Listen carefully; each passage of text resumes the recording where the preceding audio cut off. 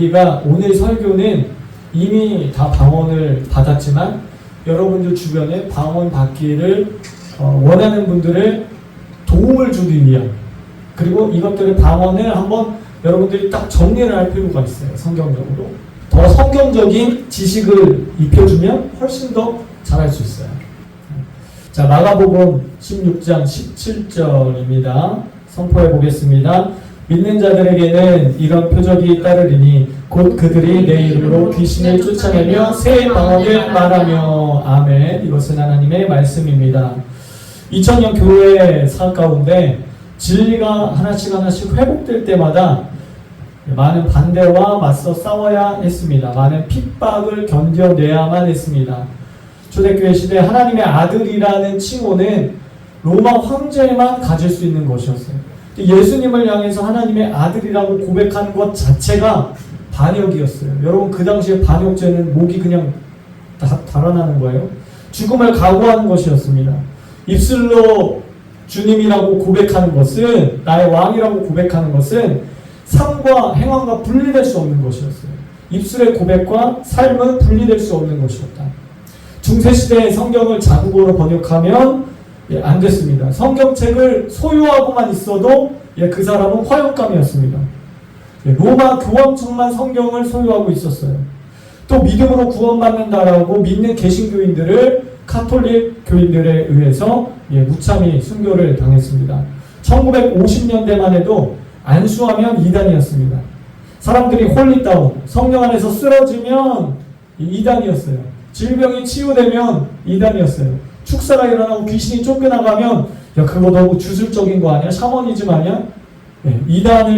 이단으로 치고받았습니다.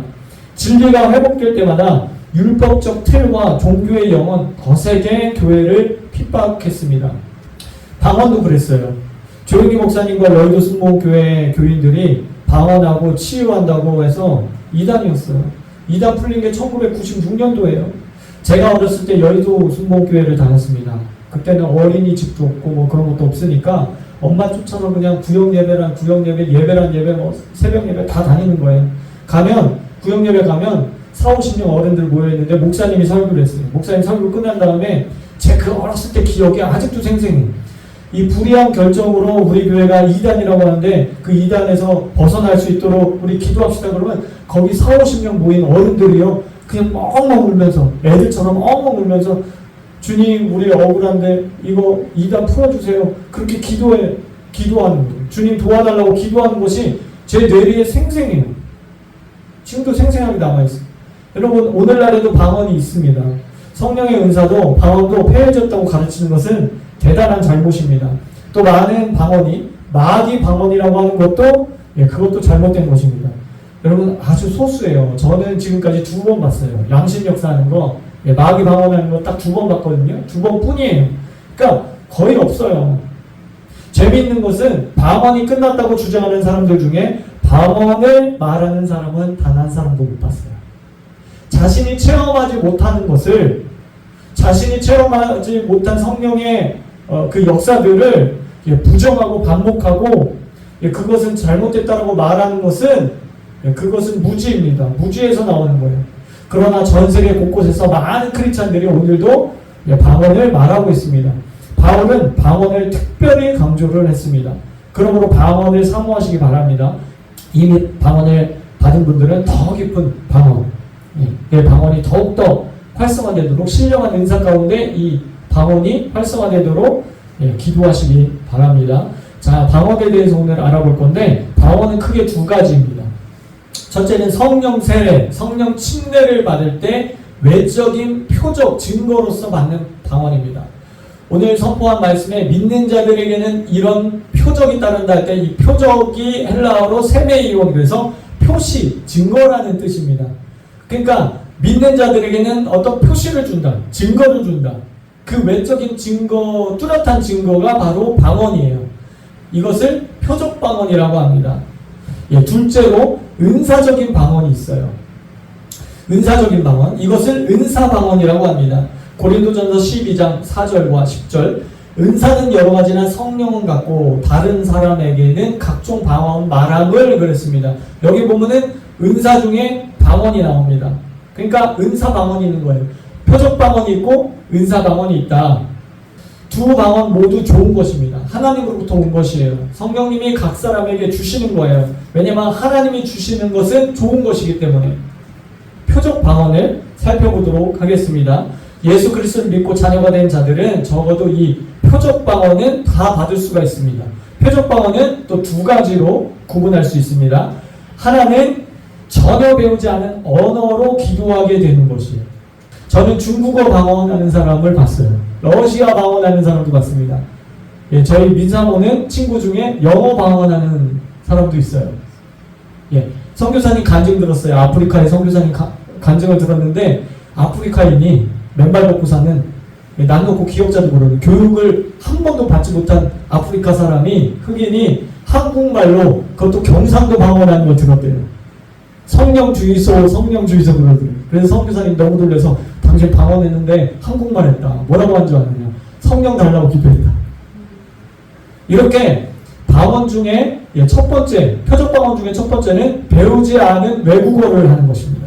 제가 전도사 때 사역하던 교회에 어떤 여자 집사님이 방언을 받았는데요. 일본어, 유창한 일본어 방언을 받았어요. 그분은 고등학교 중퇴하신 분인데 실제로 대학 교수 수준의 어휘력을 구사한다고 제가 들었습니다.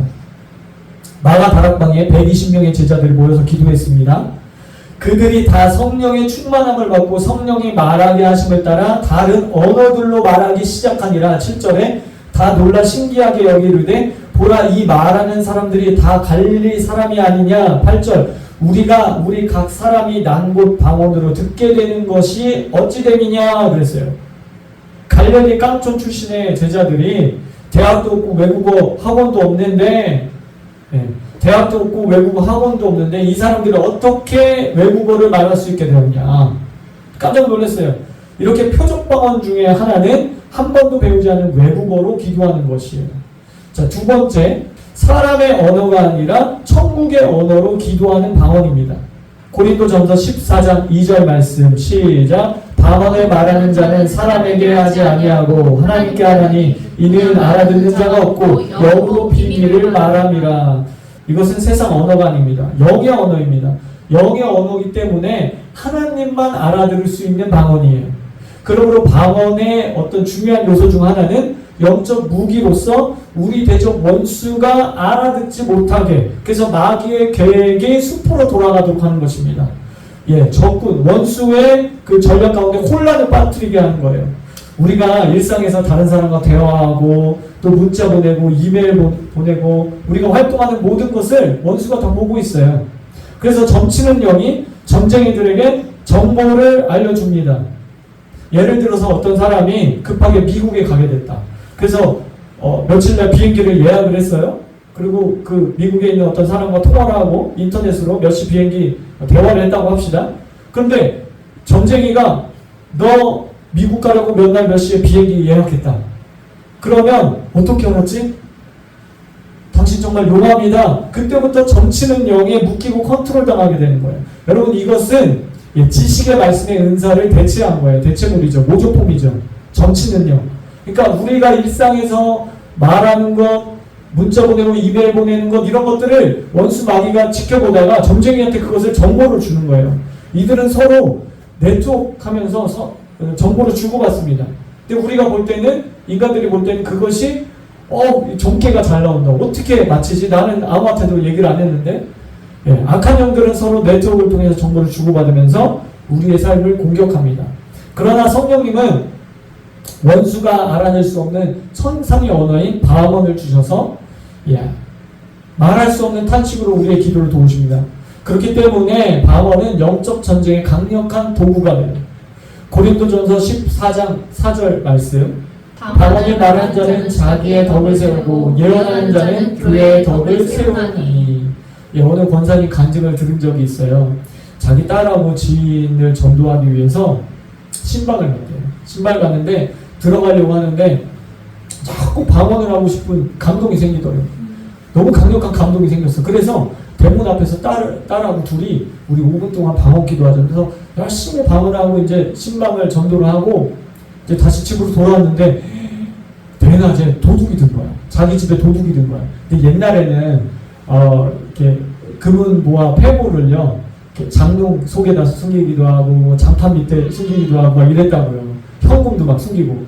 근데 도둑이 그냥 난장판을 만들어 놓은 거야. 집을 다 쑥대밭으로. 근데 그 폐물이 있는 거기만 안 뒤진 거야. 그 서랍만 안 뒤졌어요. 가만히 보니까 알고 보니까 그 대문 앞에서 5분 동안 방언 기도할 때 그때 도둑이 든 거예요. 그러니까 하나님이 그 방언 기도를 통해서 도둑의 눈을 가리신 거죠. 하나님은 이렇게 우리가 알지 못하는 상황에 방언 기도를 통해서 영적 싸움 가운데 우리의 삶 가운데 이런 역사를 일으켜 주세요. 할렐루야. 그렇기 때문에 여러분 방언 기도를 열심히 하시기 바랍니다. 또 방언은 성령의 신령한 은사들을 끌어와요. 여러분 성령의 은사들이 고급 핸드폰이라면 방언은 충전기와 같아요. 그래서 아무리 고급 핸드폰이 있어도 충전기가 없으면 방전돼 버리면 끝나잖아요. 여러분 우리가 방언 기도라면 우리 안에 있는 성령의 역사들이 활성화돼요. 그게 방언이에요. 그래서 방언 기도를 많이 하시기 바라요. 다른 은사들까지도 활성화되도록 만드는 것이 바로 방언입니다. 두 번째로 은사로서의 방언을 알아보도록 하겠습니다. 이것은 말 그대로 은사입니다. 고린도전서 12장 4절에서 11절 다 읽지 않고요. 7절 보겠습니다. 각 사람에게 성령을 나타내심은 유익하게 하려 하심이라. 8절 어떤 사람에게는 성령으로 말미암아 지혜의 말씀을, 그 다음에 지식의 말씀을, 9절에 믿음을, 병 고치는 은사, 10절에 능력 행함, 예언함, 영들 분별함, 각종 방언 말함, 어떤 사람에게는 방언들 통역함을 주시나니. 11절 이 모든 일은 같은 한 성령이 행하사 그의 뜻대로 각 사람에게 나누어 주시는 것이니라. 여기 보면은 성령의 여러 가지 은사들이 나옵니다. 은사 중에 10절에 각종 방언 말함이 있어요. 이것은 은사로서의 방언이 있다는 것을 우리에게 가르쳐 줍니다. 사역할 때 나오는 방언이에요. 9절에 보면 같은 성령으로 믿음을 그랬죠. 여러분 믿음도요 은사로서의 믿음이 있어요. 여기 보면 믿음이 은사의 카테고리 안에 들어가 있죠. 그러니까 일반적인 믿음, 그러니까 우리가 구원받기 위한 믿음, 예수님 영접할 때 그 일반적인 믿음이 아니라 여기서는 은사적인 믿음을, 사역을 위한 믿음을 구분하고 있어요. 방언도 마찬가지예요. 아까 표적 방언, 성령 충만 받을 때 주시는, 성령 세례 받을 때, 침례 받을 때 주시는 표적 방언이 있고요. 일반적인 방언이 있고요. 은사로서 사역을 위해서 주시는 방언이 있습니다. 이 은사 방언은 은사이기 때문에 11절에 주님의 뜻대로 각 사람에게 나눠주시는 거예요. 여러분 은사는 믿음과 상관없어요. 하나님이, 성령님이 각 사람의 필요에 따라 주시는 것이 은사입니다. 자, 오늘은 일반적인 방언, 성령 충만 받을 때 주시는 이 표적 방언, 외적 표적으로 나타나는 표적 방언을 활성화하도록 하겠습니다. 제가 고등학교 2학년 때 학생부 회장을 하면서 교회 동생들을 데리고 청소년 연합수련회를 갔어요. 몇백 명이 모여서 연합수련회를 하는데 그때 저는 방언을 못했습니다. 그런데 교회 애들이 막 방언을 받는 거예요.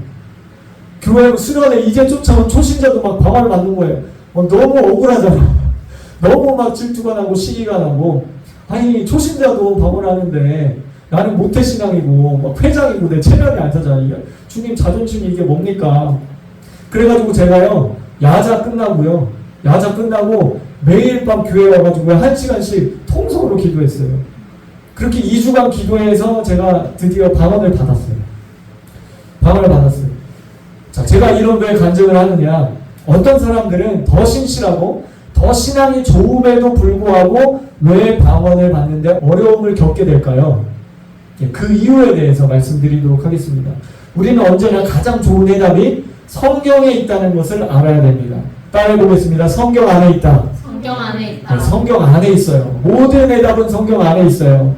제가 보니까요, 정치도, 경제도, 심리학도, 인간학도, 과학도, 예술도 다 성경 안에 있어요.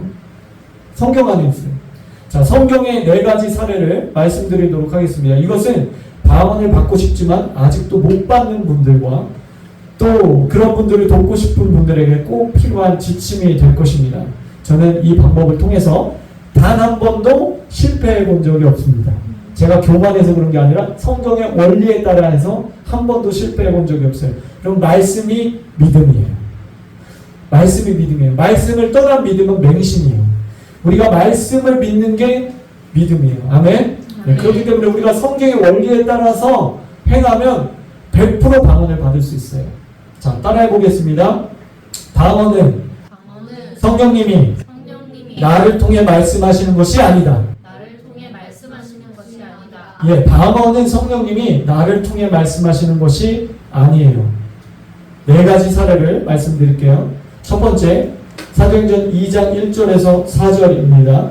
오순절 날이 이름에 그들이 다 같이 한 곳에 모였더니 호련히 하늘로부터 급하고 강한 바람 같은 소리가 있어 그들이 앉은 온 집에 가득하며 마치 불이 혀처럼 갈라지는 것이 그들에게 보여 각 사람 위에 하나씩 임하여 있더니 그들이 다 성령 충만함을 받고 성령이 말하게 하심을 따라 다른 언어들로 말하기를 시작하니라. 자, 여기에서 4절 그들이 그랬어요. 그들이에요.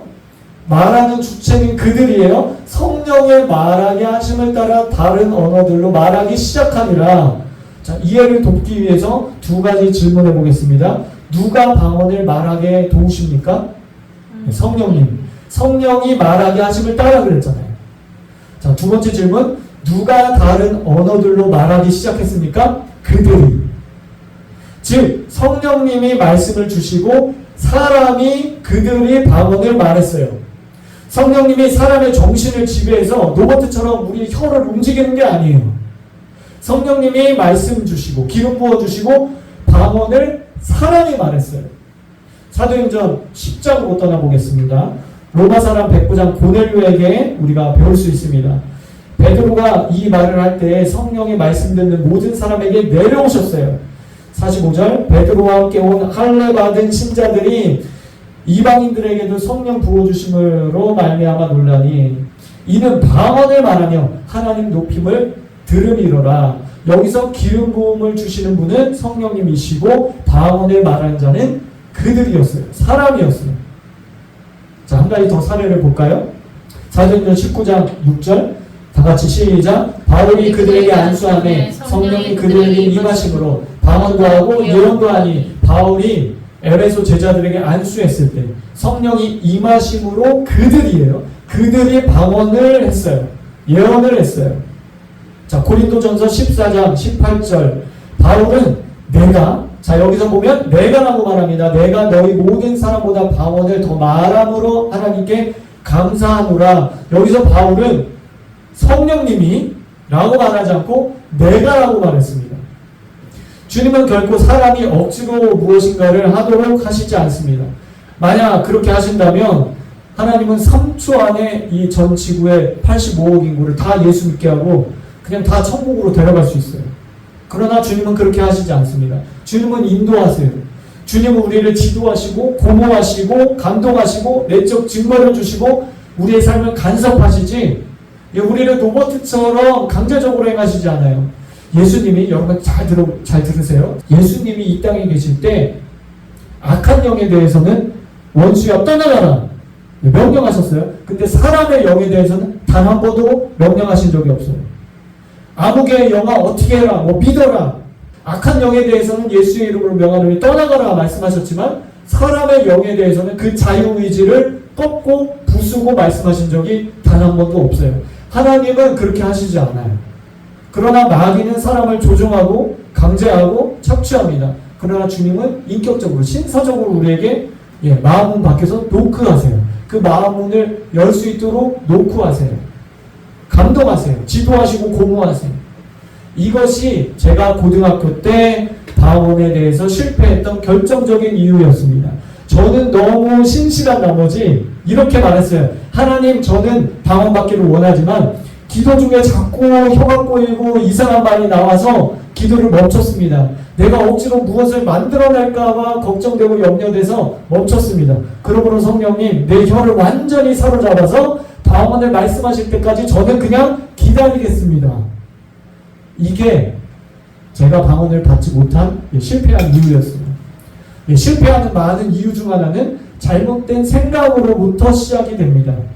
우리가 승리와 돌파 안으로 들어가려면 하나님의 말씀이 말하는 대로 생각하는 것을 배워야 합니다. 따라해보겠습니다. 하나님의 말씀이 말하는 대로. 하나님의 말씀이 말하는 대로. 네. 그 방식대로 생각을 해야 돼요. 성경은 방언을 받기 위해서 기다리라고 가르치지 않습니다. 단 한 구절도 기다리라고 가르치지 않았어요. 물론 예수님은 그 성령님이 오실 때까지 너희가 기도하면서 기다리라. 마가의 다락방에 모여서 그들이 10일 동안 기다리면서 기도했을 때 성령의 부어짐이 있었죠. 예. 처음에만 성령 세례 처음에 이 땅에 지상에 강림하실 때 그때만 딱 한 번 기다리라고 말씀하셨고 성령 세례, 성령 충만, 방언을 받기 위해서 기다리라는 말씀은 성경에 한 번도 나오지 않아요. 사도행전 2장 6절 이 소리가 나매 큰 무리가 모여 각각 자기의 방언으로 제자들이 말하는 것을 듣고 이는 방언을 말하며 하나님 높임을 들음이러라. 믿는 자들에게 이런 표적이 따르리니 곧 그들이 내 이름으로 귀신을 쫓아내며 새 방언을 말하며. 고린도전서 12장 28절 하나님이 교회 중 몇을 세우셨으니 각종 방언을 말하는 것이라. 다 병 고치는 은사를 가진 자겠느냐? 다 방언을 말하는 자겠느냐? 다 통역하는 자겠느냐? 방언을 말하는 자는 사람에게 하지 아니하고 하나님께 하나니. 고린도전서 14장 4절 방언을 말하는 자는 자기의 덕을 세우고 나는 너희가 다 방언 말하기를 원하나 내가 너희 모든 사람보다 방언을 더 말함으로 하나님께 감사하노라. 그런즉 내 형제들아 예언하기를 사모하며 방언 말하기를 금하지 말라. 여러분 말씀이 그렇다면 그런 거예요. 성경은 단 한 번도 방언 받기 위해서 기다리라고 한 적이 없어요. 방언을 말했다라고 말씀합니다. 자, 꼭 기억하십시오. 성경에 방언을 받았다는 표현은 단 한 구절도 나오지 않습니다.